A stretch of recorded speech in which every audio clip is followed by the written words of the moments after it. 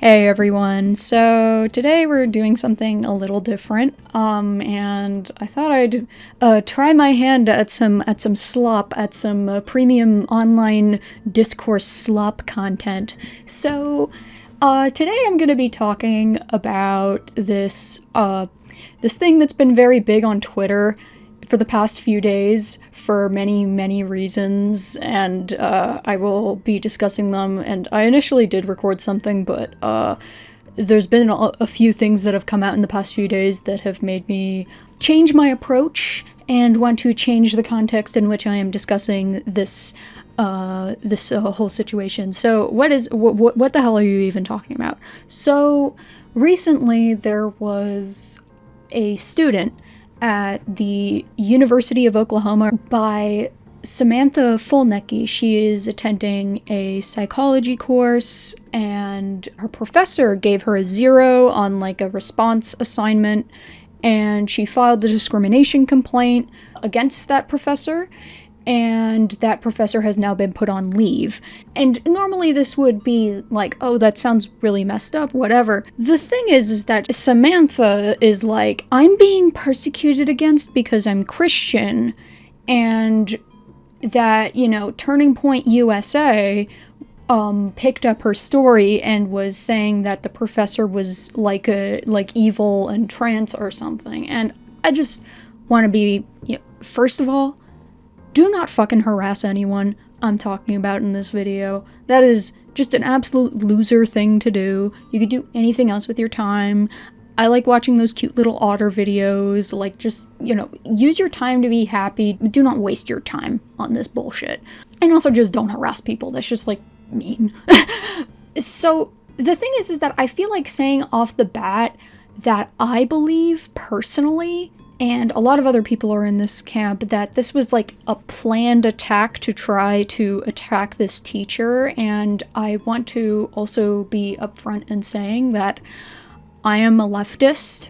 I am someone who is definitely biased, in that I wasn't really raised with religion. I did, go to like my cousin's first communions. I've been baptized. I went to like friends' bat mitzvahs and bar mitzvahs and stuff like that. But I don't really have that much experience with religion in my own personal life, so that's probably why it sounds strange.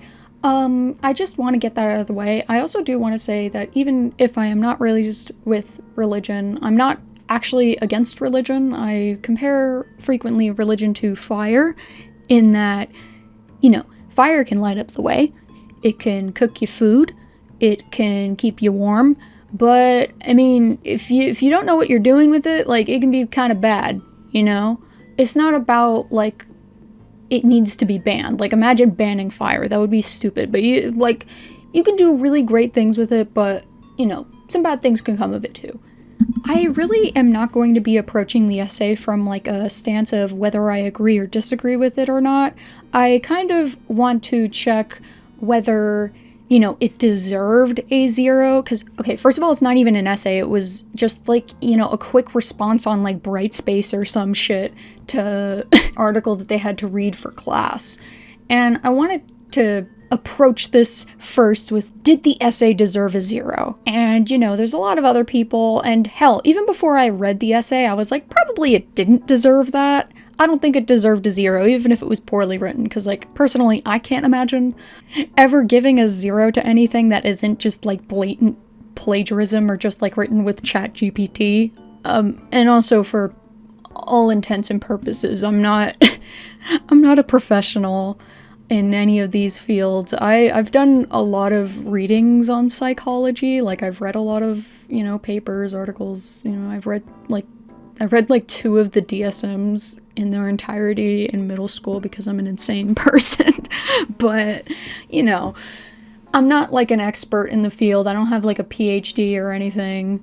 I'm just like approaching this as a very opinionated guy. So let's talk about the essay. Let's first talk about the rubric and the paper itself. All right, so the first thing is the rubric that was made by Melkurth, the professor, which, I feel really bad for her right now because a lot of people are saying, did it deserve a 0? But reading this and learning a little more about the paper, I do think it does deserve one. So I'm not going to go through everything because it's a little long, but an important part I want to note is you must write a 650 words body of text, double-spaced reaction paper demonstrating that you read the assigned article, and includes a thoughtful reaction to the material presented in the article. Points will be deducted when papers are deficient in any of these areas. I will deduct 10 points if your paper is between 620 and 649, and I will not give credit for papers under 620 words. Papers not turned in by the deadline will not receive credit. Now I'm going to leave the rest of the rubric on screen for you to read, and so you can pause if you'd like, if you're interested, but that's just like the main stuff. I've seen word going around that this essay is under the word count limit. That's a lie. It's 724 words. But I think this rubric sets up a pretty decent basis for the rules in the class, being that, yes, the word count limit may seem ruthless, but this is what is expected in a college course. Half the points are deducted if you are even one single word below the word limit, and it's just entirely not graded if you are below that small threshold. Now, again, it's fair. It's fair game. Yes, it does fit the word count, but I think there's an important part saying demonstrating that you read the assigned article and includes a thoughtful reaction to the material presented in the article. But the essay is, how do I say it, ass.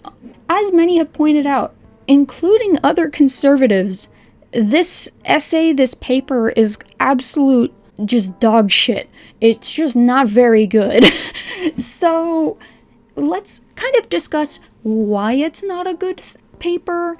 And, there's one good part about it because I've read it before, but let's read it in its entirety. And before we do that, I just forgot to actually discuss the article that this assignment was for. It's Relations Among Gender Typicality, Peer Relations, and Mental Health During Early Adolescence. I will leave a link to it in the description, by Jennifer A. Jewell and Christia Spears Brown.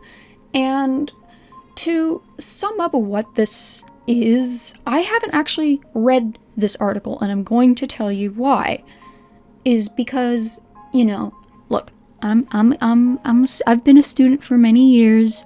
I've sometimes skimped out on the readings. I'm not the best at, sometimes I don't do the readings, alright? Like, sometimes I just forget, or I get distracted, or I'm tired. So, that's just something that happens.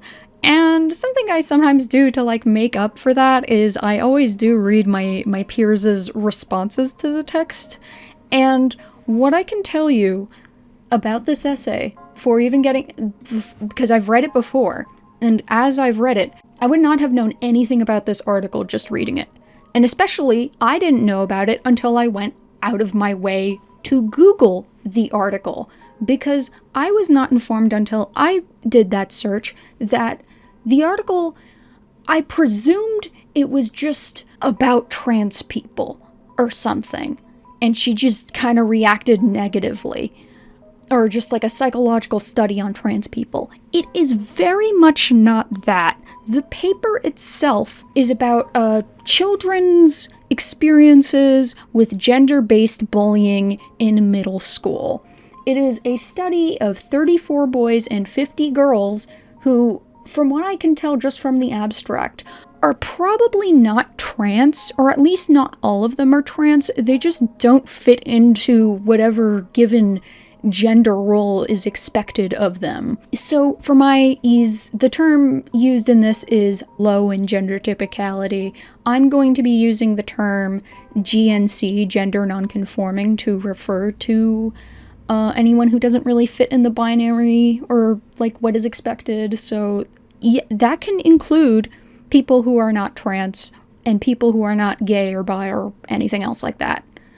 Because, tomboys exist, you could be a feminine guy and exist, but This is a paper that is about gender-based bullying in children.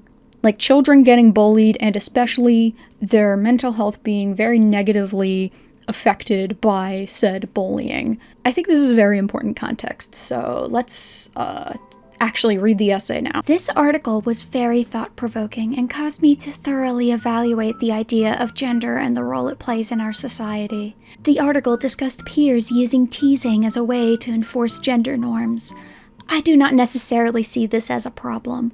This kind of threw me for a loop at my first time read, because I had just read what the actual article was about, and even her acknowledging kind of what it's about, and her saying, I do not necessarily see it as a problem in reference to bullying negatively affecting the mental health of teenagers is kind of, it's an interesting take.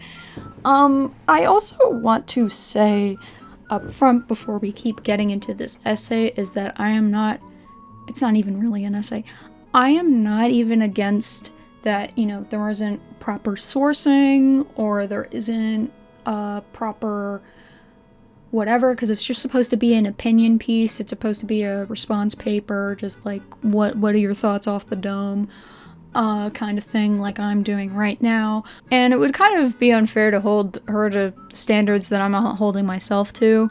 And also, importantly, I do want to say that yes, even if I am a leftist and a someone who was raised secular, is that, like, this would not, if this was a paper that presented, at the very least, interesting arguments. Okay, but no, you know what, we'll get to those. And I have a lot of general complaints and critiques for this paper, but we will get to them as we get there. God made male and female and made us differently from each other on purpose and for a purpose. God is very intentional with what he makes, and I believe trying to change that would only do more harm. Gender roles and tendencies should not be considered stereotypes.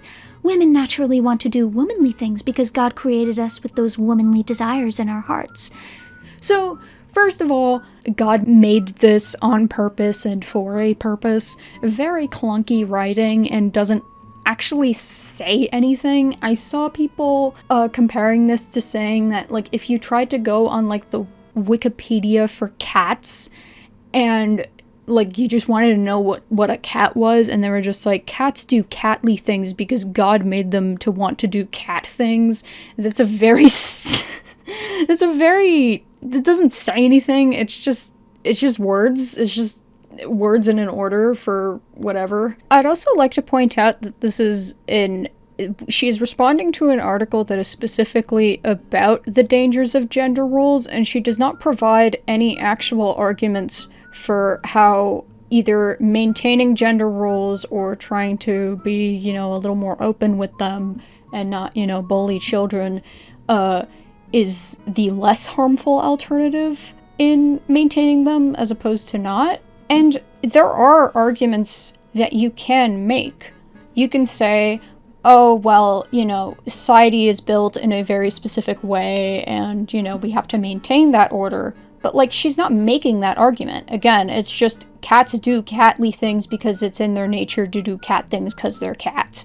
It's just, there's nothing there. Then she says, the same goes for men. God created men in the image of his courage and strength, and he created women in the image of his beauty. He intentionally created women differently than men, and we should live our lives with that in mind. I think this also gets to another problem that is in this paper and this general way of thinking, is that she is saying God did this and God did make, people with womanly desires in mind. Well, this paper is specifically discussing the experiences of, at least in the case that she's, presenting, people who don't do womanly things naturally, So those people do exist, and what do we do from there is the question that I want to ask. The problem with talking with anyone like this, because this is not just solely like a religious logical fallacy, it is, it could be with everyone, is this idea that, like, well, things are always like this, and therefore anything that exists outside of my my very black and white understanding of humanity doesn't exist, and I'm just not going to acknowledge it because my worldview would be wrong, and that would be bad. That is kind of, and that everyone needs to be like you. If everyone was just like you, then, the world would be a better place.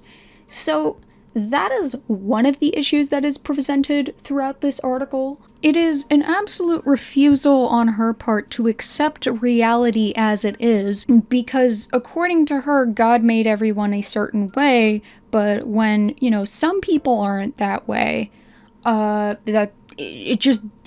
like the thought in her head that a woman not doing womanly things is like possible in her head, even though she is being again presented with an article that not only discusses that some people don't do womanly things or manly things or whatever the fuck, but that they're experiencing negative mental health outcomes for it. And in fact, she doesn't see it as a problem that they are experiencing those negative mental health problems.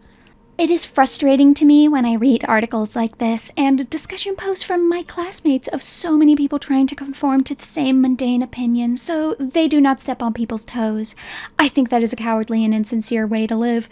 And I agree with this, actually. The idea that, God only made 2 genders and anything else is sacrilege, though, is a very mundane opinion. And this next sentence is very interesting to me. It is important to use the freedom of speech we have been given in this country. And it is this sentence that, even before what has happened recently has happened, or at least what has come out, has, that I was very suspicious of this specific segment of, people's mundane opinions and, political correctness and, freedom of speech and all of that. So there is a very decent argument to be made that this is a planned, coordinated campaign against this specific trans professor. And I am inclined to agree with it, because this is very much phrased like, oh my god, like that one... Remember that one Jubilee video where the dude was like, yeah, I'm a proud fascist, and then he was like crying like 2 days later when his job fired him for calling himself a fascist? It's kind of like that sort of thing where it's like, I'm brave, I'm gonna make a statement, and I'm gonna be so special, and be a real conservative. And, they can fail and still somehow succeed, I guess. What happened to not giving out participation trophies to everyone? It's very much phrased like someone who wants to do that, who wants to be like the next Turning Point or Fox News or whatever victim. And again, I'm making it no secret here, I really dislike conservatism, I think. But this is at the very least a grifting attempt. And even if I do not like conservatism, I do have to say that it would be so incredibly, on the part of conservatives, just so incredibly ridiculous to accept anything that this woman has to say, because she is trying to grift to you. She is a scammer. She is trying to become the next little... She just wants to get your money, she wants your attention, and you should just ignore her, because she probably doesn't... I don't know if she cares about this stuff, but, I mean, she just wants attention. And I hate saying that because, we're a very social species, and, we kind of need attention or else we'll literally go crazy. In very extreme circumstances of, being deprived of social interaction, you will lose a lot of your capabilities with, language and obviously socialization and attention span and stuff like that. And attention is important, and I hate, dismissing people by just saying, oh, they want attention, because, you kind of need attention or else you will literally go insane.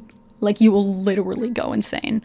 I don't think attention is necessarily a bad thing, but this is It's a scam. She's scamming you guys, and you're falling for her trap. Time and time again, these conservative grifters get so much attention because they fail, whether intentionally or not, and then cause a big stink about it because they feel entitled to winning, and this keeps happening. That's my opinion, is that I think she's trying to become a grifter, and it's very much working, because she submitted this paper and this whole thing to Turning Point USA in Oklahoma, to try and get people on her side, and at least the very good news is that I have seen people, regardless of religion or political stance, just say, yeah, this is ass. Like, even, like, Christian right-wingers are like, this is a bad paper. Like, D or F on this shit, because it's not very good. And that at least makes me happy. So, continuing on from... It is important to use the freedom of speech we have been given in this country, and I personally believe that eliminating gender in our society would be detrimental, as it pulls us farther from God's original plan for humans. Well, this is another part that I think is the issue. If she genuinely wanted to make a response to an article about gendered bullying, and if she were to say something like, it's better for them in the long run because it's usually better for people in society to fit into certain expectations and whatever, like it's painful now but it'll work later. That's at least an argument. It's not one I agree with at all, and I think is, hellacious personally, but, it is still an argument. But she's not responding to the findings of the article, whether she agrees with the conclusions or not, whether, she thinks certain things are biased. She's not pointing to the article at all. She's just saying a bunch of hoopla about, like, nothing. I would not have an issue reading a paper on traditional religious views on gender roles, or from the perspective of that.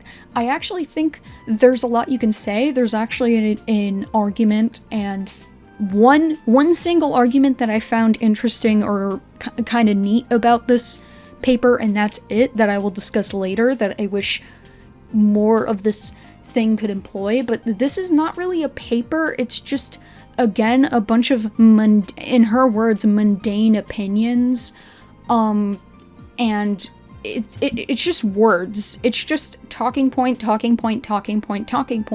and not any actual arguments. And one of the main ones is that, the Bible is one of the most, even amongst Christians, which there's, I don't even know, like 700 billion branches of Christianity, there's like Protestants, and then there's like the Catholics, and there's like 80 billion different Catholics, and there's like 700,000 trillion different Protestants, and there's like the Greek Orthodox. There's so many different types of Christianity that, what is your argument about God's original plan for humans?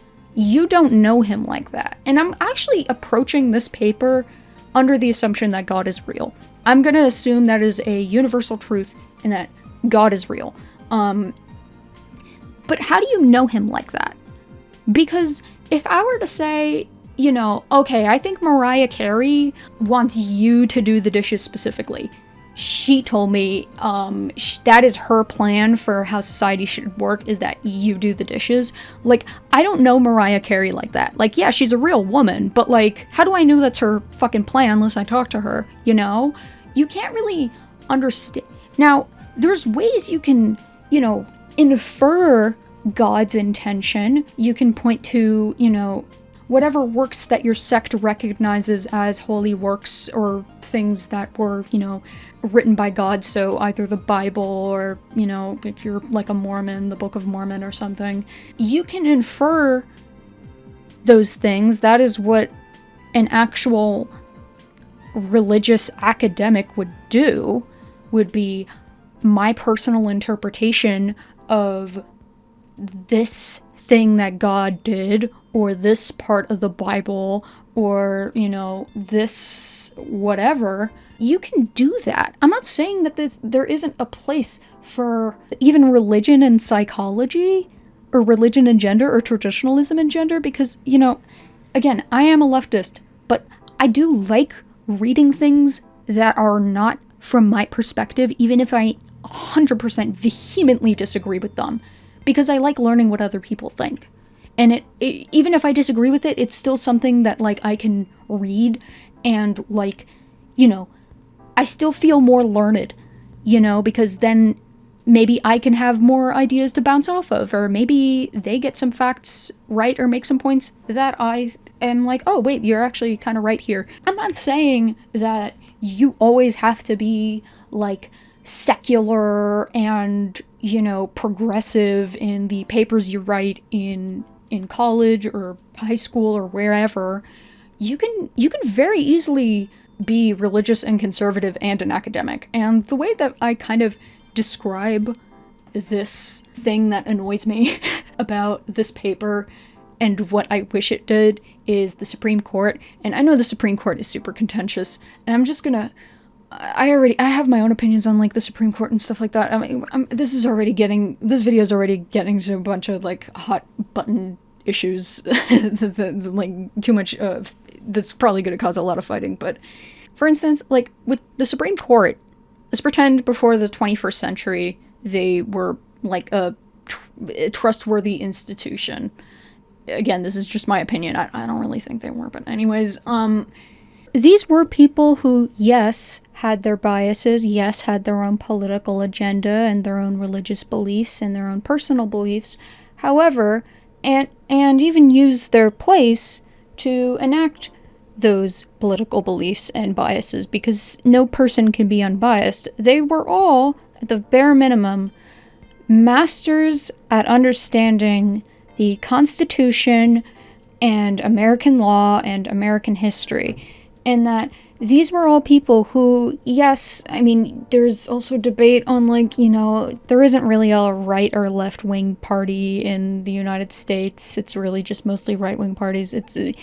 I'm not getting into that, but still, even if there is that case, these were people who, yes, they all studied and the same exact document, the Declaration of Independence and the United States Constitution, but they all had different opinions on it, and different opinions on what it meant.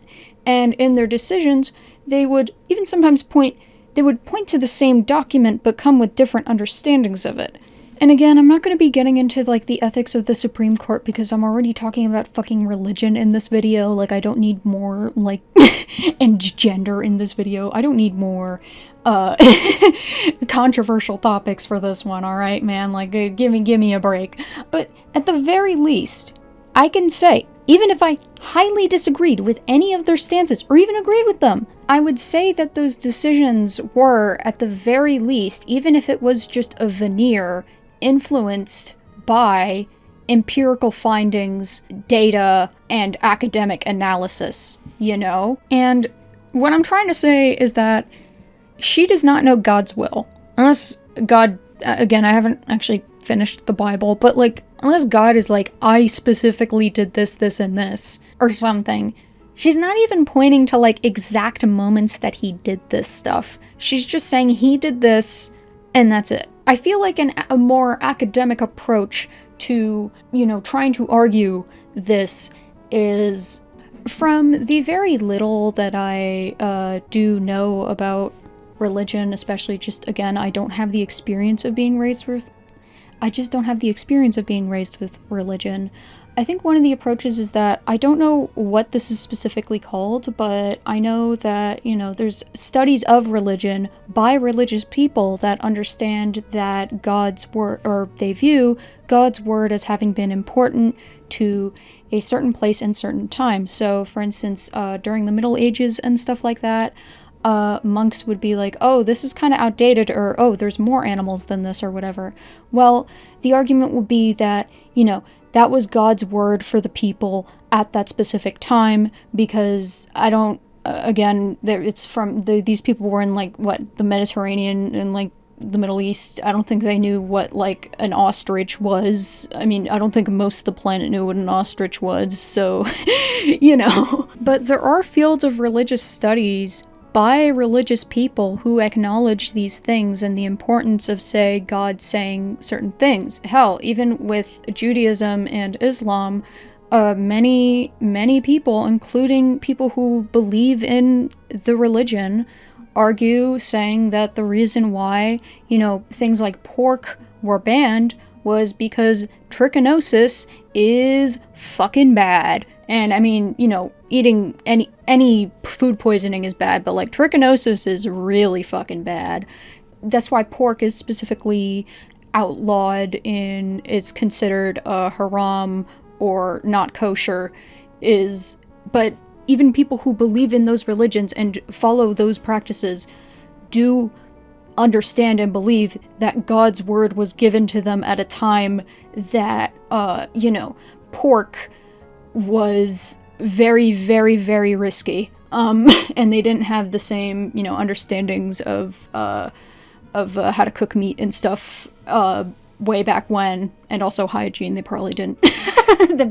Nobody had soap back then, girl. Like, and again, I'm not saying that every religious person needs to take on the approach of understanding the words of separate religions and understanding them as like necessary things to be said for a certain point in time to get people to just listen to something. Again, I'm not saying that this is the only stance that you can take as a religious person in academia, and I'm not even saying that if you are religious, this is the only correct stance to have. I am saying that it is a stance, and again, I don't know that many different stances because I was not really raised religious, so I can't really speak on that.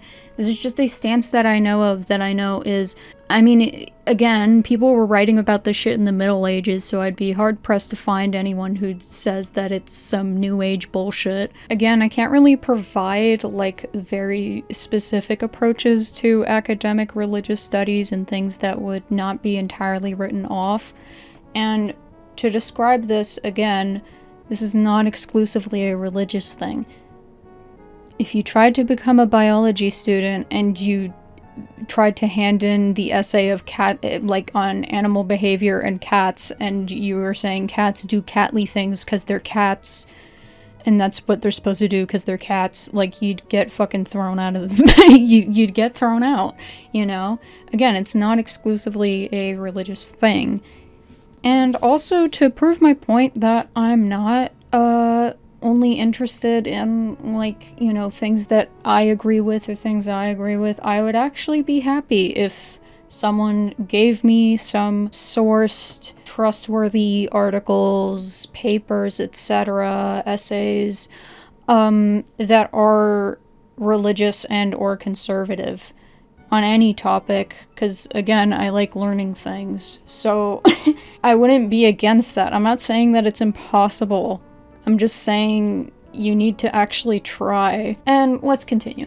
It is perfectly normal for kids to follow gender stereotypes because that is how God made us. So, something that even the professor points out is that stereotype is a morally neutral term. Yes, it's usually used prerogatively. Yes, stereotyping is usually bad, but a stereotype just means something that has been repeated a lot or in excess and is a common notion, and it doesn't denote anything on whether it's true or not. It's not a gender stereotype in quotation marks. It is a gender stereotype. Whether you agree with the stereotype or not is not contingent on whether it is a stereotype. Let's continue. The reason so many girls want to feel womanly and care for others in a motherly way is not because they feel pressured to fit into social norms. It is because God created and chose them to reflect His beauty and His compassion in that way. So, this is another thing that I take issue with. I am against this sort of approach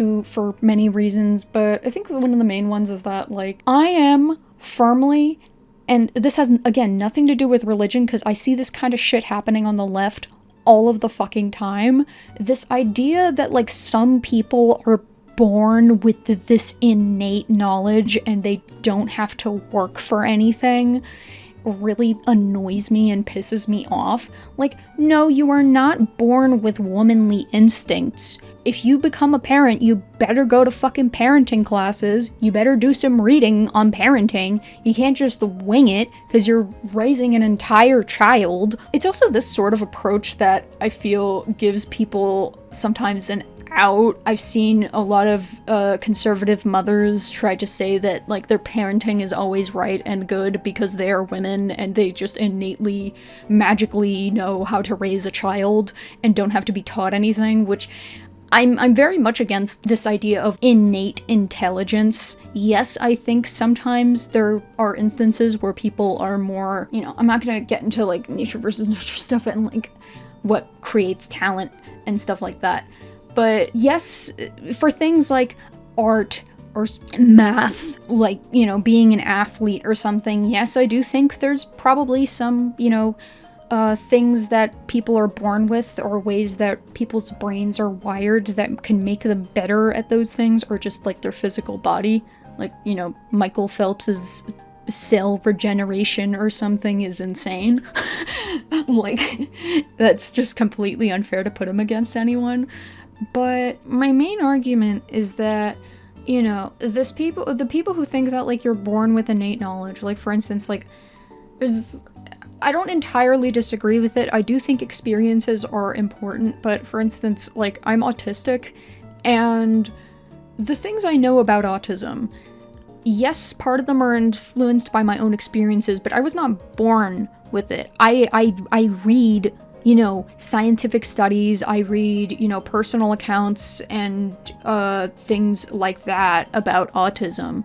Like, I don't do that. I don't know what I know because I was born with autism. Because I mean, I was born with autism, but, like, I know that because I put in the work for it. I don't innately just know these things, and the whims of the universe do not, like, bend to my word solely because I am autistic, because I'm just one guy. You know what I mean? So I never really like this approach of people that I see in different ways, where people just, like, avoid trying to learn because they think they just innately know things. So you'll see this with people who are like, oh, that's, it's common knowledge, or like, oh, it's common sense, so I don't want to learn, or like, oh, I have a high IQ, so a high IQ only means, I could just do whatever the fuck I want. Like, no, you have to fucking learn. You're in the world, like, you should learn about the world around you.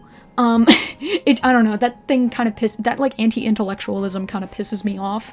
And again, it manifests differently on the right and left, but it definitely exists on both sides. Or again, she's saying just, God did this because he wanted that. And it's like, you can't prove that.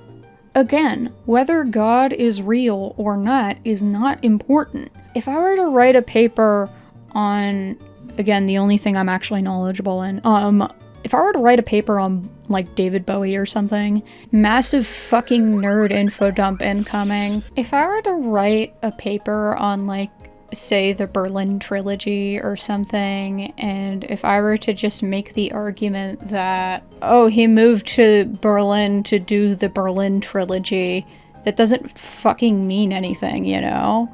Like, I would say, even just off the top of my head without sources, it would be, you know, the regular reasons of, like, you know, he liked German music at the time and some other interests of his at the time that was a little concerning. And he was interested in, you know, pushing sonic soundscapes for multiple reasons, being just personal interest, and also, you know, spiting his piece of shit manager, Tony DeFries, who was stealing all his money, and he didn't want him to get any money from him anymore. And hell, I would not be surprised if there were already a bunch of angry comments down below saying that, actually, you know, the Berlin Trilogy wasn't even mostly recorded in Berlin, and it was only Heroes that was recorded there, and Below was recorded in Paris, and I think, and Lager in Switzerland. Like, there's also that. And, you know, there was also the motivation of just, like, going to Berlin to just, like, get the fuck out of LA and, like, you know, and make an attempt, a first attempt at, you know, trying to get off drugs and stuff like that. You know, there's a lot of reasons I can point to. I'm not just saying he did it to do the Berlin Trilogy because, you know, again, this is, like, the fucking nerdiest thing. I'm, like, cringing into myself saying this. Anyways, what the fuck was I even talking about? Oh yeah, right, this essay. Let's keep reading it. In Genesis, God says that it is not good for man to be alone, so he created a helper for man, which is a woman. Again, I know Matt Bernstein in his video called this out. This is this is some like fucking 11-year-old writing a paper last minute type shit. It's bad. And here we come upon what I think is the only interesting argument, the one good thing about this paper.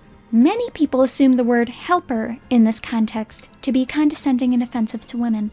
However, the original word in Hebrew is ezer kenegdo. I'm sorry to anyone who speaks Hebrew. I don't know if I did that right. And that directly translates to helper equal to. Additionally, God describes himself in the Bible using ezer kenegdo, or helper, and he describes his Holy Spirit as our helper as well. This shows the importance God places on the role of the helper, women's roles. This is the one argument that I actually find interesting because I actually didn't know this. It employs the use of some outside knowledge, and I learned something new. I did not know that this was a term that was used in the Bible or in biblical scripture, and I did not know that it was something that was also used to employ the role of women. I may highly disagree with complementarianism, and that is the belief that men are good at that, but bad at this, but women are good at this and bad at that, which is this idea that, men and women are, diametrical opposites or something, and that, they're only good for certain purposes, like manhunt and woman, sit in color all day. Because it is at the bare minimum an actual argument. It is an actual belief. It is an actual thing you can say that isn't just, well, God said it and therefore it's right, without backing up anything that God actually said or why what he says is right. And again, even if I disagree with it, this is the one good part of this response, because it is employing something that isn't just because I said so, or appeals to nature, or appeals to God, or whatever logical fallacy. I don't really know those that well. There are plenty of things you can write about gender, especially the ways in which divinity and femininity and motherhood have been associated in, not only Christianity, this is just a general, thing that I've seen globally of, the ability to create life is the closest thing to God. That is really interesting. You can write that. And that truly to be a god is the most fulfilled you can feel. That is an argument I disagree with, but it's one that you can make because it's an actual argument. Learning about, any divinity relation to gender and Christianity, that would be kind of interesting. Even if it's a perspective I don't agree with. Because, there definitely are, at least biblical, because I'm kind of including Judaism in here too, because, the Old Testament. But, readings of the Bible that are, including, or at least, have less traditional approaches to gender, for instance, there was no man before, I remember hearing a rabbi talking about, there was no man before Adam, so, what does that make God? I always thought that was kind of interesting, and, there's arguments to be had, God does not view women as less significant than men. He created us with such intentionally yes, that is how she wrote it. And care, and he made women in his image of being a helper and in the image of his beauty. This is another issue I have with complementarianism. People kind of have this sort of thing where it's like, oh, well, they're not actually lesser than men, they're just different, but all of the roles are, ones that would put them in an inherently, submissive position and have them be reliant on another, that kind of thing. But that's kind of my issue with complementarianism, is that it's, first of all, just not really right. I don't think it's correct. I don't think there's that much scientific basis in it. And there's also thousands of examples that I can think of. I can think of tons of men who are, you know, a lot more parental than some women I know. I can think of some women I know who are way more like physically active and physically stronger than some men I know. You know, there's a bunch of exceptions to every rule, and I think at a certain point it's not really a rule anymore when you know, discussing these things. But yeah, okay, anyways, let's keep going. If leaning into that role means I am following gender stereotypes, then I am happy to be following a stereotype that aligns with the gifts and abilities God gave me as a woman. There's something that I haven't really talked about much in this essay yet, and it's definitely most evident throughout this entire thing, but this very, like, backhanded kindness, this, like, passive-aggressive, you know, posturing as, oh, I'm holy and kind and everything, but it's just very mean girl to me.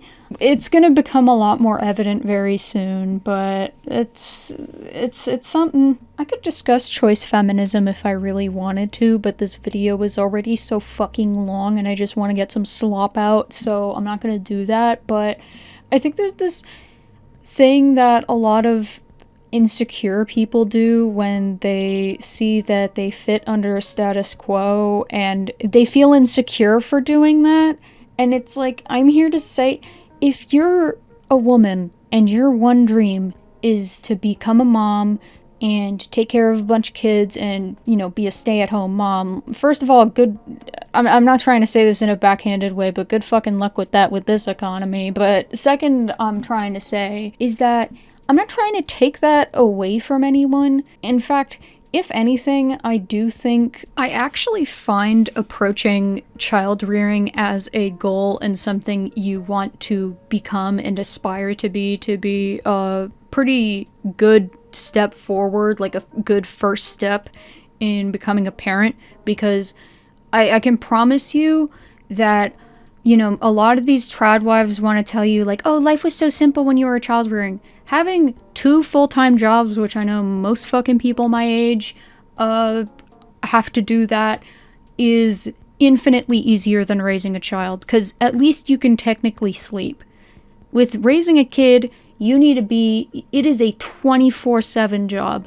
It is one of the hardest things you can do, and anyone who is selfless and, you know, caring enough and in the position to be able to want to become and aspire to be that is such an honorable person, in my opinion. I am also someone who quite literally believes that it takes a village to raise a child, and that I don't think this should necessarily only be on the mother or even the father or even both of them. I actually, you know, again, this video is long as shit already, but I am a firm believer that, you know, you need 2 people is not enough to raise a kid. It's a lot more work than that. And I think that's part of the failings of the nuclear family. Again, I'm not getting into fucking family abolition in this goddamn video. It's long enough already. But all of this to say, I am not against parenting, and I'm especially not against someone who is approaching it as like a life goal and a thing they want to become, because that is the correct way in viewing it. It is not even a full-time job, it's double that. If a woman is happy being a caretaker, I'm not gonna be like, no, you can't have children, you can't be like a nurturing, caring person, that's terrible. Like, what the fuck kind of person would I be? My issue is when, like, this sort of thing of, there's like this like moral superiority over following the norm because you're personally insecure of, you know, falling under the norm is very annoying to me.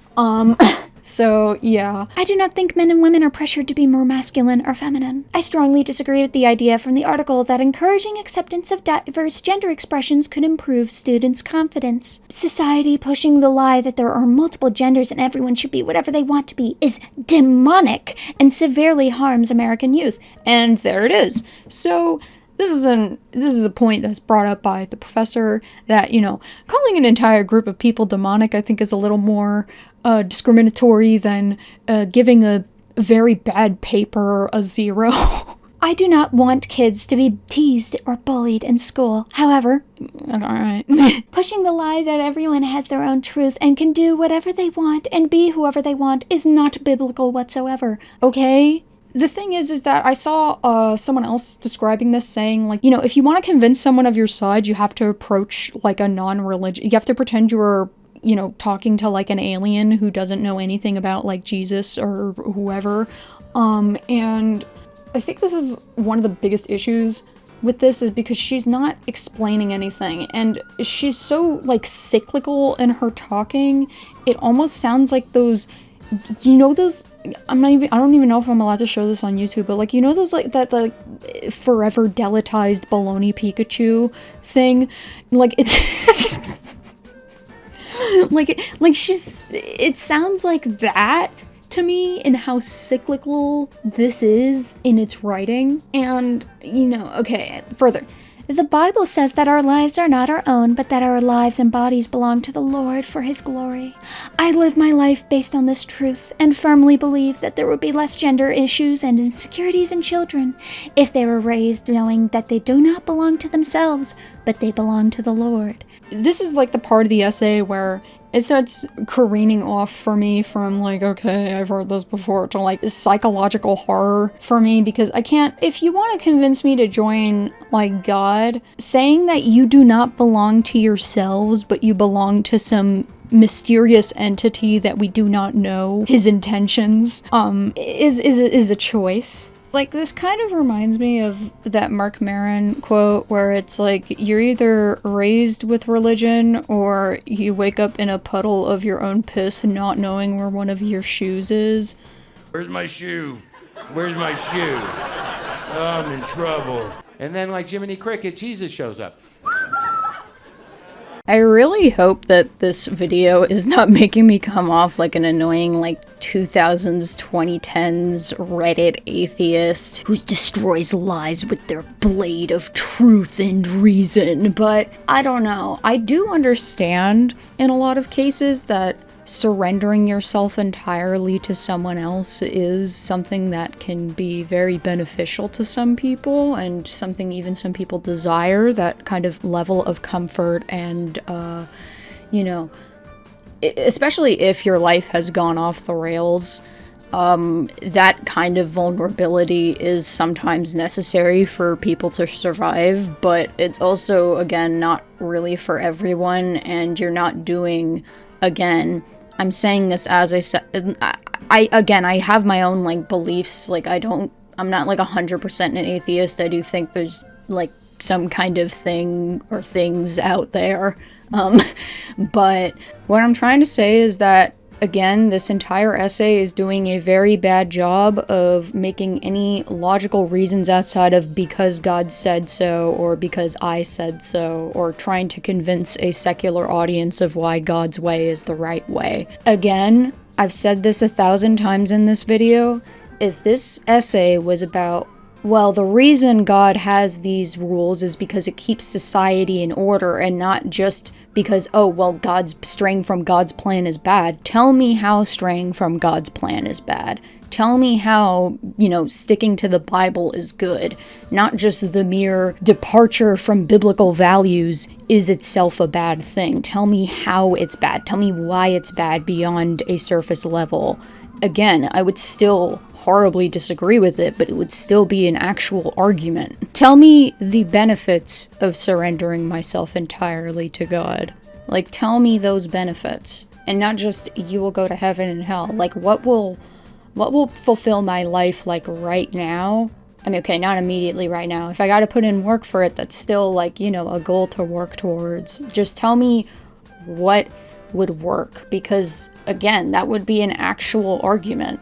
I live my life based on this truth and firmly believe that there would be less gender issues and insecurities in children if they were raised knowing that they do not belong to themselves, but they belong to the Lord. Okay, I already said that it was pretty like nerve-wracking being like, oh, you surrender yourself entirely, but I think this is where, again, it starts getting into very concerning territory, because I don't think teaching kids that they belong to someone else and that they do not have, like, ownership of their bodies or lives is very effective, and in fact is quite damaging to young children. I think this is a very bad approach.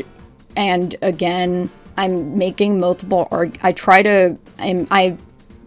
if you couldn't tell throughout this video, I am also trying to bring up examples where I would criticize this behavior in, say, a secular argument.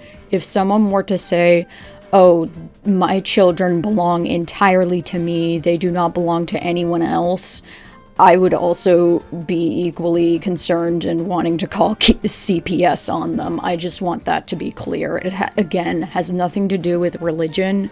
It has everything to do with the argument and idea of, like, children as property, which I shouldn't be making assumptions on people. I don't know this woman, but it seems that she very much subscribes to that idea and ideology of, you know, children not being, you know, independent, tiny humans who don't have that much life experience because they were, like, born, I don't know, like a few days ago or a few years ago, but are instead props or items for parents to have their ownership of. Overall, reading articles such as this one encourage me to one day raise my children knowing that they have a heavenly Father who loves them and cherishes them deeply, and that having their identity firmly rooted in who He is will give them the satisfaction and acceptance that the world can never provide for them.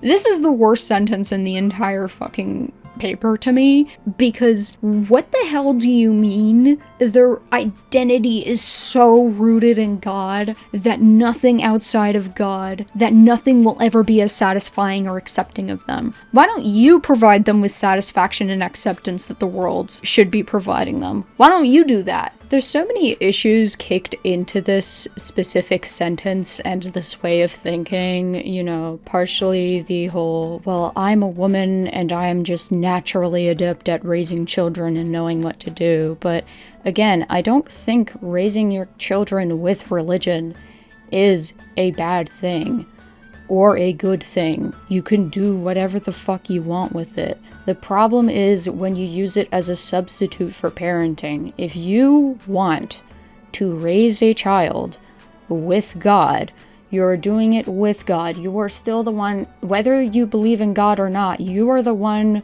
who is physically there tending to your children. Again, I'm not going to get into, like, family abolition and stuff like that here, but I don't think 2 parents is even remotely close to raising a child or the necessities in raising a child, and not to be that guy, but definitely not in this economy, because, I mean, Lord knows, I don't know anyone my age who even the ones who want to aspire to be parents someday, like, they don't want to be parents right now because it's, you know, a mixture of not wanting to bring your kid into this world and also just the very sole basic purpose they can't fucking afford it because it's really expensive, again.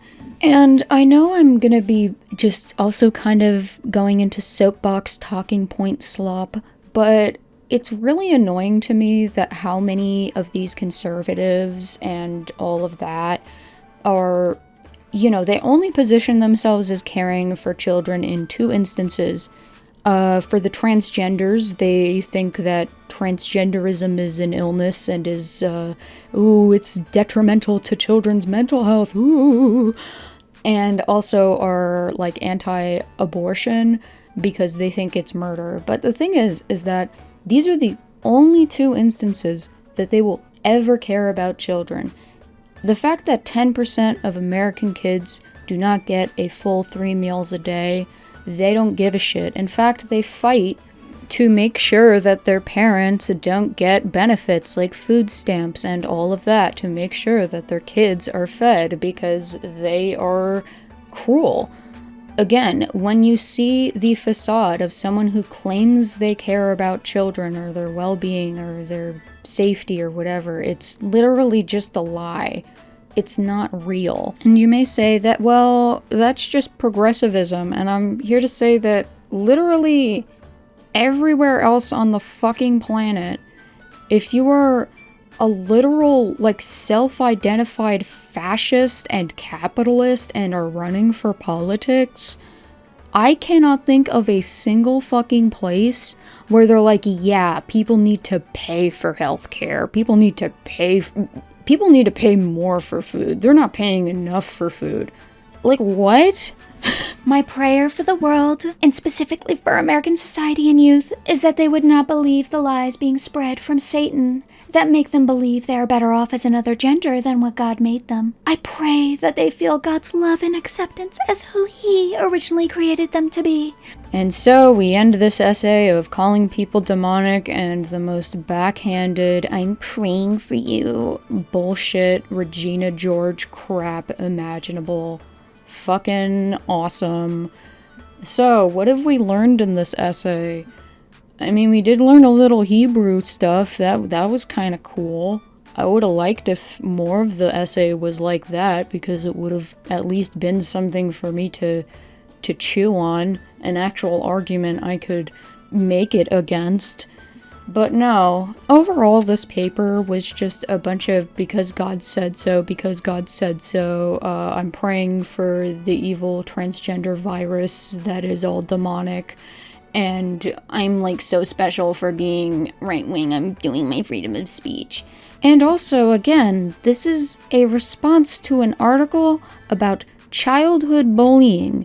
Based on gender expression, it is full of internal self-contradictions, and most importantly, I did not learn a single fucking finding of this article. I did not learn a single conclusion of this article other than kids were bullied. There was no response to anything in this article. I have been exclusively responding to this text for an hour, and it is 700 words of saying a bunch of fucking nothing. Surely you could muster just anything in response to an article of, yes, a pretty small scale study, but you could still respond to that, right? I mean, and it's like the most obvious grift of all time, because I think we all already know where this has already gotten to. This is, I think, the fastest that I've seen a right-wing grift get pulled off, because it hasn't even been a full week yet and she's on fucking Fox News. Like, what is happening?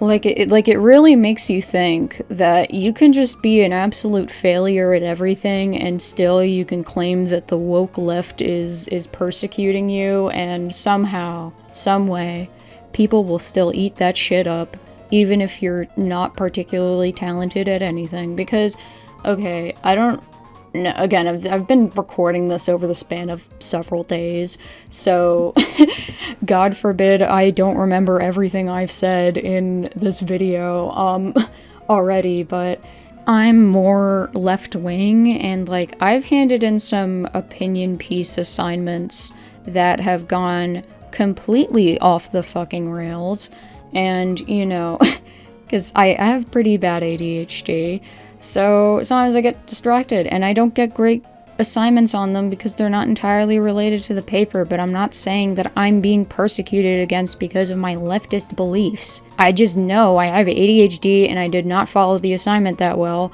and it is what it is. Now, would I have given this a 0? Probably not. I probably would have given it like a 3 or a 4 out of 25, maybe a 2. Because I genuinely, again, can't imagine giving a 0 to anything that isn't just, like, plagiarism or ChatGPT or whatever the fuck. I mean, at least I know this wasn't written with ChatGPT, because damn. But I don't think she read the article, like, at all, because she's not responding to anything in it, because I do not see any mention of it. I think she read, like, skimmed the abstract like I did and just kind of assumed what it was about, and then rode on a tirade and was like, this is gonna be my moment. This will be my career-defining moment as an enlightened Christian woman. But enough about my opinions, because let's see what the actual professor had to say about this paper and why she graded it the way she did. Please note that I am not deducting points because you have certain beliefs, but instead I am deducting point for you posting a reaction paper that does not answer the questions for this assignment, contradicts itself, heavily uses personal ideology over empirical evidence in a scientific class, and is at times offensive. I don't know what accent I was going for over here. I think it was like some midway between like British and Australian sometimes. I just thought I'd give everyone a voice because to make things all equal. But anyways, we are literally starting off with the thesis on why she gave the paper the grade that she did, and she is detailing the basics and is going to be going into each of those points relatively in this response. And throughout this response, she is as calm and rational and professional as humanly possible because she is a fucking professor and that is her job. We only have this response because Samantha or her mom or someone clearly sent in all of this stuff to try and turn people against this professor for whatever reason because she got her feelings hurt by a fucking bad grade assignment. Like, I get a bad grade hurts, but if I were to pull this, like, culture war bullshit every single time I got a bad grade on an assignment, I think most, if not all professors and teachers and whoever that I have ever had in my years of schooling would not have a fucking job anymore. And maybe by the third or fourth time I pulled this shit, I think I would probably be blacklisted from any educational institution in the fucking country because why would any professor want to deal with someone like this? This is way too risky. While you are entitled to your own personal beliefs, there is an appropriate time or place to implement them in your reflections. I encourage all students to question or challenge the course material with other empirical findings or testable hypotheses, but using your own personal beliefs to argue against the findings of not only this article, but the findings of countless articles across psychology, biology, sociology, etc., is not best practice. I find it really interesting and kind of funny that, the right has been being like the facts don't care about your feelings crowd, and calling trans people delusional and saying, oh, because they're delusional, then everything else they say is bad, and they're stupid, and just whatever stupid bullshit. But like when every major health organization is like, no, trans people do exist and shit is not as black and white as like women be shopping and men hunt football, they kind of flip their shit. So that's a little funny. You argue that abiding by normative gender roles is beneficial. It is perfectly fine to believe this, but to then say that everyone should act the same while also saying that people aren't pressured into gendered expectations is contradictory, especially since your arguments reflect a religious pressure to act in gender stereotypical ways. You can say that strict gender norms don't create gender stereotypes, but that isn't true by definition of what a stereotype is. Please note that acknowledging gender stereotypes does not immediately denote a negative connotation, a nuance this article discusses. Additionally, to call an entire group of people demonic is highly offensive, especially a minoritized population. You are entitled to your own beliefs, but this isn't a vague narrative of society pushes lies, but instead the result of countless years of developing psychological and scientific evidence for these claims and directly interacting with the communities involved. You may personally disagree with this, but that doesn't change the fact that every major psychological, medical, pediatric, and psychiatric association in the United States acknowledges that biologically and psychologically, sex and gender is neither binary nor fixed. I'm not going to be responding to each of the individual points just yet, but I do think that her pointing out the whole demonic thing is important because, again, she was the one trying to file a discrimination complaint, Meanwhile, the actual paper she wrote and is saying that she got discriminated over is discriminatory just inherently by calling an entire group of people demonic. I implore you apply some more perspective and empathy in your work. If you personally disagree with the findings, then by all means share your criticisms, but make sure to do so in a way that is appropriate and using the methodology of empirical psychology as assigned with the learning goals in this class. If you have any additional questions or concerns about this, or would like some additional educational resources, I would be happy to discuss this further and provide you with them. So that is Professor Mel Kurth's response to this paper, and I basically agree with her on every point. I did mention earlier that I'm not too fond of psychology as an institution. I don't think it's inherently evil. I'm not like a Scientologist when it comes to this. Let me know down in the comments if you'd be up for me having a yap session video of me talking about some of the issues I have with like the DSM and the APA and all that stuff. But I do like that she's saying you can disagree with empirical findings. You can disagree with like study findings or the biases in them. And it would be hypocritical, especially for anyone, trans or knowledgeable on trans studies, to not make that argument, because saying, oh, well, this institution said so, is not a good argument, especially when most institutions have either struggled to or outright defamed queer identities throughout history, especially the field of psychology, because hello, they were considering being gay a mental illness like 30 or 40 years ago. Major institutions can be wrong or harmful or just factually incorrect and biased. And I think it is important to actually encourage the questioning of these institutions as Mel Kurth is doing.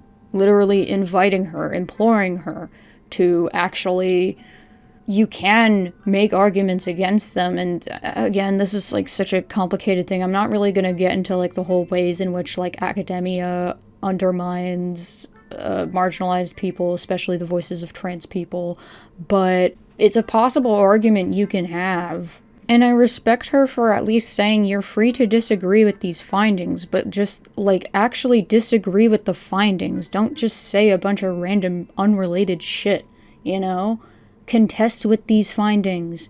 Disagree with them. But you're not doing that here. You're not engaging with any text. You're just saying things you already believe rather than, hell, just engaging with a text and knowing you are damn well gonna disagree with it to, further inform your own opinion. That's still better than just saying stuff just like off the gate, just like completely reactionary crap, just being like, oh, I don't like this. Oh, I disagree with this. Oh, this shouldn't exist.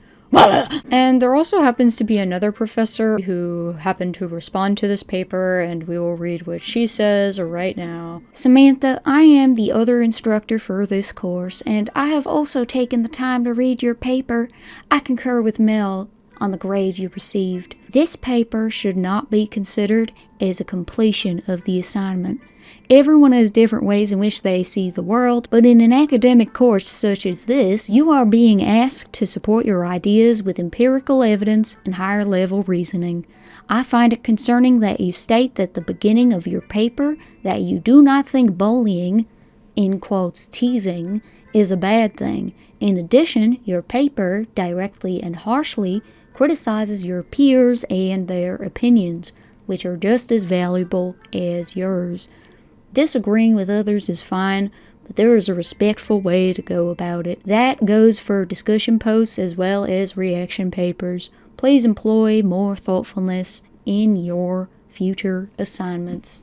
So that was her response and her reasoning for why she gave this paper a 0 with Mel, and honestly, she's better than me because I think I've probably been way too mean and like unaccepting of different ideas in my video. But I think this is probably the best course and stance to take as a professor. And I think one thing of note of this is that eventually I will read this paper because it does seem interesting, but it seems that her correcting Samantha's dismissal of it as just teasing is now leading me to believe that it's a little bit more than just name-calling and just regular, middle schoolers being middle schoolers bullshit, and seems to be a little bit more intense. I'm not trying to power scale trauma, but I'm wondering if it's regular middle schoolers being annoying shit talkers who are just like overly mean for no reason, or if it's leading into the physical territory. I'll make a pinned post about it or something once I get around to reading it. But these professors and instructors are not the only people who have responded to this situation, because it seems a lot of people have some opinions about it. So if you couldn't tell from some of the professor's screenshots, which I did directly get them from Turning Point USA, Oklahoma, so credits to them, that is where I guess this story was broken out to. And obviously this is already very suspicious for me in that this is either an attempt at becoming a potential grifter or ruining this professor's career, or likely, in my opinion, both. But a lot of people have other perspectives on this, and I actually do want to share some of these.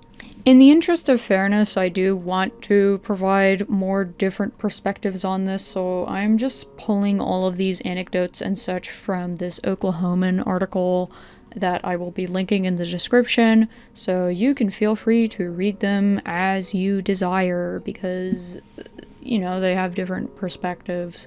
I think the one that interested me the most was the former historian, the one who was saying this needs to be reorganized, I think was probably the most interesting response to this whole debacle, but I'm gonna leave some of these on screen for you to read, if you would so desire.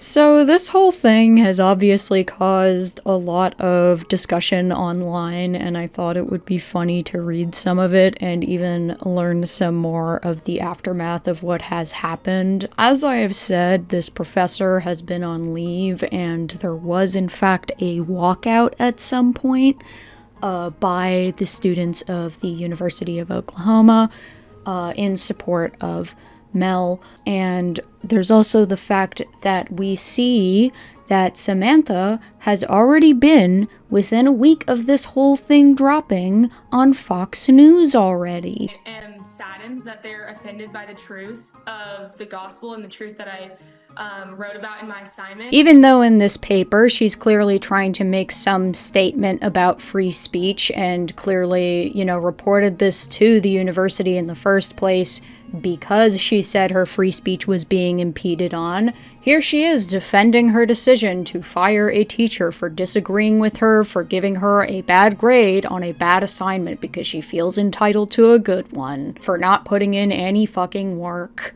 I do think they're doing the right thing by putting the TA on administrative leave. If you can't, do your job right in any setting, you get fired. So I think it's, justified. I never meant to offend that TA or offend. I see this act kind of done by conservatives a lot, where they do this whole thing where it's like, I just said the truth and the trans are being offended at me for being right. And I don't know if it's deliberate manipulation or just genuine obliviousness, because she's saying I didn't mean to offend anyone, meanwhile she called an entire group of people demonic. I see this so much with Republicans, where they want to paint every trans person as being hysterical, crazy, and overly emotional. Meanwhile, they're able to just make all of these horrific statements about them completely unpunished, and because they said it without any emotional affect, it's therefore factual, and also you're just over-exaggerating. You're the crazy one over here. It just feels incredibly manipulative. So whether this whole, I didn't mean to hurt anyone is genuine or not, it just comes off as incredibly vapid and meaningless. Bruh, I could take the fattest fucking bong rip and down a quart of tequila and just drive into a nearby school parking lot, and somehow, some way, I could turn it around and just be like, I was arrested by the woke police officers for expressing my freedom of speech. And I would probably get a fucking PragerU deal within like 3 months at this point. I don't know how. And the thing is that, again, I am very staunchly against conservatives, but it is interesting seeing other conservatives pointing this out and seeing this as being this whole grifter culture in their political sphere being detrimental to the conservative cause. Here I read one of Connor Tranquil's statements regarding the situation, who happens to be a Republican politician from Oklahoma. I've been asked constantly about the Samantha Folnecki essay situation. I finally weighed in. Frankly, the professor was right. This isn't about politics. It's about academic rigor. We are not the party of participation trophies. My full, perhaps unpopular, opinion below. Okay, that's what I've been fucking saying. The academic quality of the essay written by Samantha Folnecki is indefensible, and the professor's failing grade is demonstrably correct. For TPUSA's OU chapter to elevate this poorly written paper suggests a serious lapse in judgment. The essay not only fails to meet basic college requirements, such as citing its primary source, the Bible, but fundamentally misses the assignment's objective. This episode is a characteristic political misstep that risks harming the credibility of conservative student organizations. The lesson is paramount. Focus on academic excellence, utilize scholarly resources, and meet the professor's demands. We should be engaging in substantive intellectual battles, not generating outrage over an earned poor grade. We are not the party of participation trophies. Do the work and earn the grade, or fail on the merits. Oh god, yeah, okay, so much has happened in just, like, the past few days. The Oklahoma House of Representatives District 98 honored Samantha with a citation of recognition after she refused to cite any empirical evidence in her failed college essay. Nothing like handing out participation awards to their boldest and brightest. No wonder Oklahoma is ranked 50th in the nation for education. The fact that the professor is trans has got nothing to do with it. The fact that the student is dumber than a sack of bricks is. Someone who thinks the Bible can be used as a source shouldn't even be in college. The thing is that it wasn't even used as a source. She just said the Bible. Asked to write an essay about the perceptions of people based on gender, goes on a completely unrelated rant about the Bible and bullshit about traditional gender roles unprompted, fails. Truly, this is the professor's fault. I see no citing, quoting, or sourcing in that essay, just, God says this and this. No direct quotes, no footnotes, no sources. Your headline is misleading at best. Yeah, bro, her essay is ass. Okay, yeah, this is the perfect response. I've seen a lot of people doing this. I think my math teacher hates me for my beliefs. Like, this has been... Usually this picture is in much worse quality. Like, this has been such, like, a common fucking response to this thing that they're using. What? Oh my god, I didn't even notice. She had almost 3 months to work on this. 3 months? Available August 25th at 12. She had almost 3 months. I didn't even fucking know this. What? Women naturally want to do womanly things because God has created us for those with womanly desires in our heart. Yeah, okay, so this is pretty good. After receiving a failing grade for writing a 6th grade level essay, which another professor agreed with, she ran to Turning Point USA, which politicized her essay and pressured the university into putting the professor on administrative leave. Yeah. Oh my god, this... Are they gonna put the fucking... I've been seeing a lot of the Mario Perchance essay. Okay, wait, I've never actually read this before. A man can only justify with deductive. This man was not Oedipus because he was a fucking douchebag. One must know who Oedipus was to understand the period in which it was written. This is my thesis statement. Someone's saying this is unironically a better essay. Oedipus will be remembered throughout time because he suffered from Lou Gehrig's disease. What? And that's why he couldn't play baseball in the first Olympic Games. He will always be remembered for his journeys and his love for the New York... 1821. He got daily room jobs -1 from the girls at school. Okay, a quick unrelated tangent. This essay, just this first page, has broken me, and I plan on making another separate slop video just going through the whole thing for the first time because it's just making me lose my shit. Okay, back to the Twitter scroll for the full Lucky stuff. I wish I was as brave.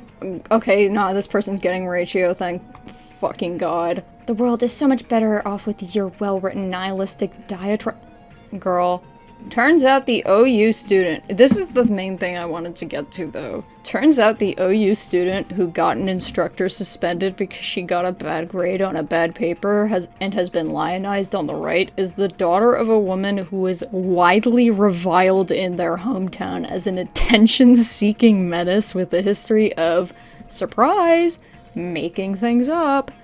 So basically, TPUSA and the Oklahoma GOP made a hero out of a second-generation fabulist and public nuisance. It's actually remarkable because the mother also constantly claims to be the victim of persecution.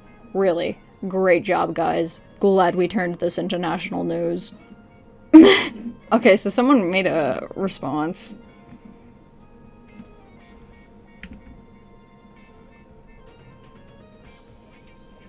Oh, they posted it in the wrong order. Non-binary creator. Fulneki's online behavior repeatedly caused controversy. Multiple constituents reported being blocked from her Councilwoman Fulneki Facebook page after posting corrections or criticism, including one voter who said she censored him. Oh, this gets juicy, okay. Who said she censored him after he pointed out she had misattributed crime data to the Wall Street Journal rather than a blog. Oh my god, bruh. Courts across the US have ruled that politicians cannot block citizens from official or semi-official social media pages, raising questions about Fulneki's practices. I actually didn't know that. She was also documented threatening Springfield's police chief on Facebook, implying his job could end after an election, while allying with a disgraced former councilman with a history of road rage, violence, and domestic abuse. Holy shit, where's the full article on this? I need to read this. Aggressive legal threat letters to private citizens criticized by lawyers as intimidation unlikely to hold up in court. That's fucked up.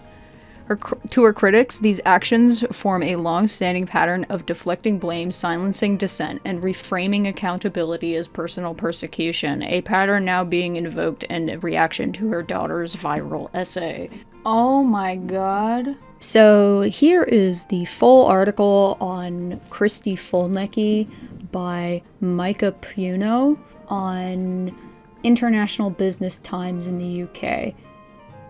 So it's like sort of reliable a little bit, mixed for factual reporting. Okay, this is not like the most trustworthy. Oh, well, a Facebook post has been deleted, so clearly she's trying to cover her ass a little bit. Okay, so Fulneki, that her daughter was a warrior of Christ. The essay appeared on the Oklahoman website. Okay. Critics online were far less. One ex-user labeled Fulneki the platonic ideal of American social rot, attorney, podcaster, town nuisance. Okay, so let's see which barbarism.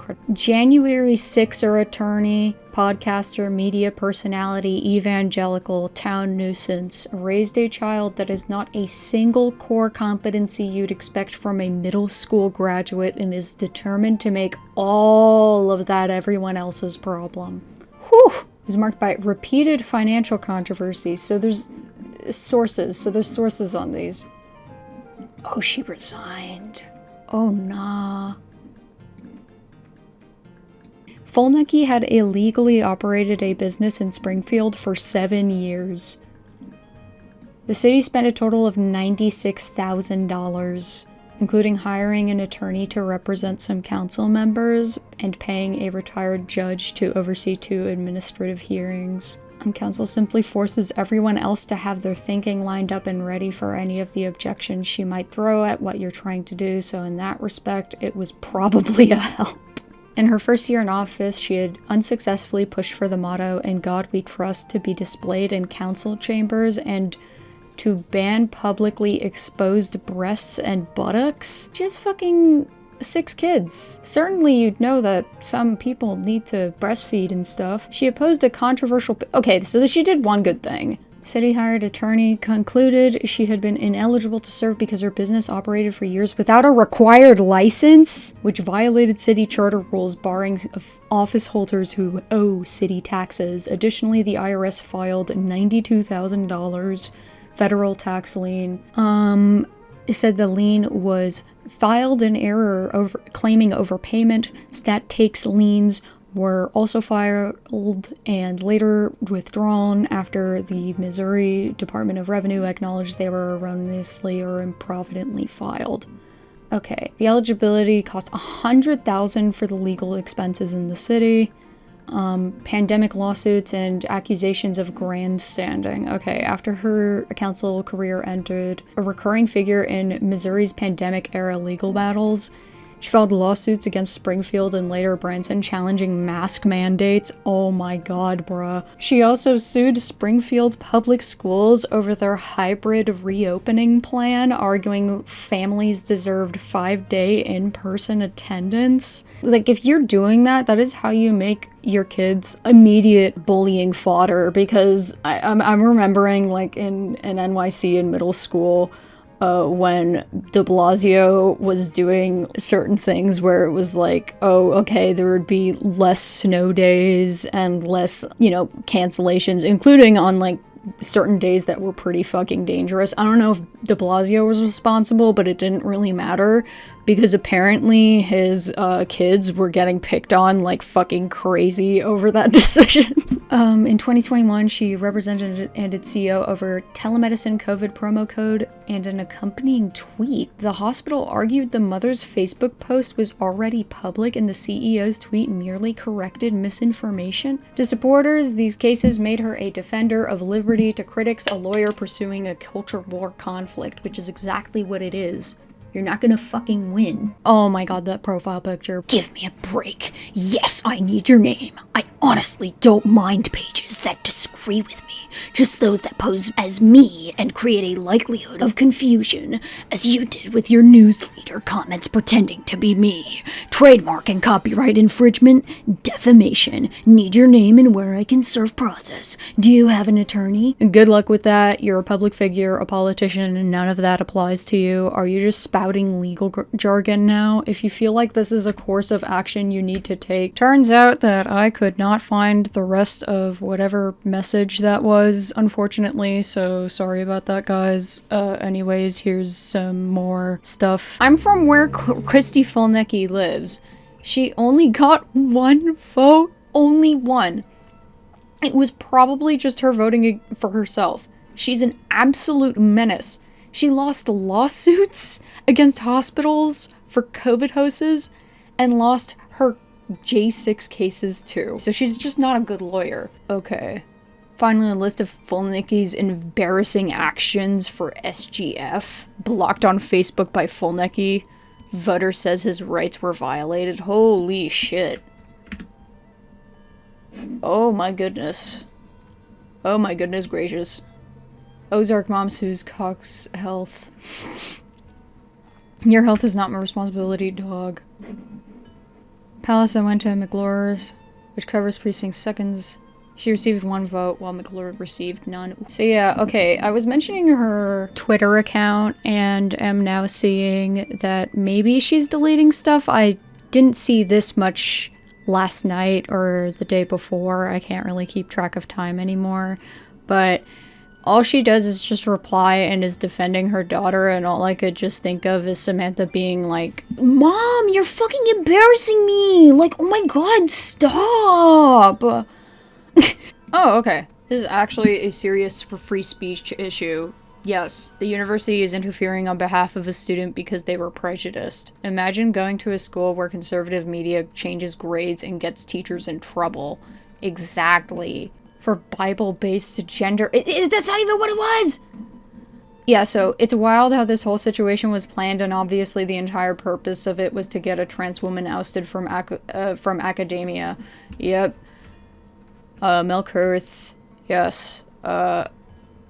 Not mandatory, D+, does not like straight people, awful instructor, he should not be employed at the University of Oklahoma.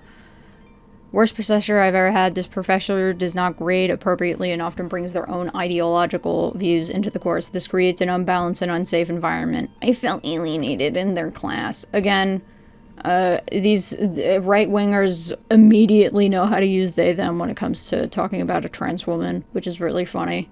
Anti-Christian bigot. If you're a Christian student, be forewarned that this professor will fail you for your personal religious beliefs. Yeah, I agree.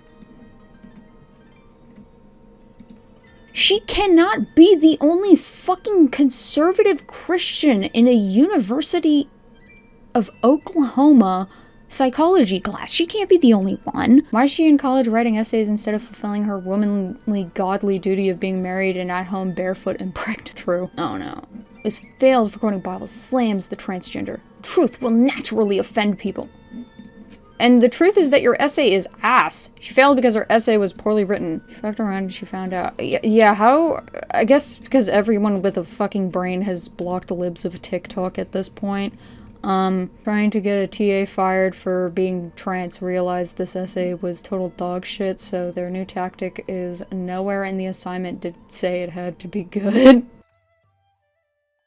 So that's about it for this video. So please do let me know in the comments down below if you would like more content like this, and if you would, what should I talk about next? I'm sorry I kind of had to shit this one out because soon I am not going to have access to, you know, my computer for a good month or so, and not be able to get any videos out by then. OCD has been just absolutely kicking my ass, so I'm mainly just uploading this to just counteract my evil, stupid, idiot brain that is screaming every time I don't edit something like 8 times and delete it and do it over and over again, and that is only when it will be satisfied and be considered good.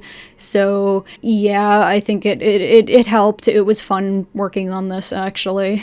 And I again really do have to apologize to like the album video and everyone who responded and gave good answers. It turned out to be a lot more labor intensive when I initially wanted to do it in the first place, because it seemed something easy to do and get done with, but it turned out not to be that, and kind of the complete opposite. So I'm really sorry for not being able to do that, and I don't know how to make it up to you guys, because I really do want to thank you for 2,000 subscribers and for you guys really enjoying my video essays. It genuinely makes my day that people are listening to what I have to say, or they like the videos I make, or have gotten into things because I convinced them to, and I again cannot be more thankful or grateful for you guys. My heart is a bottomless pit in a good way. So yeah, let me know in the comments what you thought of this essay, what you thought of this video, if you'd like to see more, you know, chill, laid-back, podcasty, rambly videos, and what to do them on, if that's something. And again, thank you for 2,000, and if there's some way I can repay you guys for not being able to do the album video, because again, I just don't have the energy, do let me know in the comments down below. Have a wonderful day.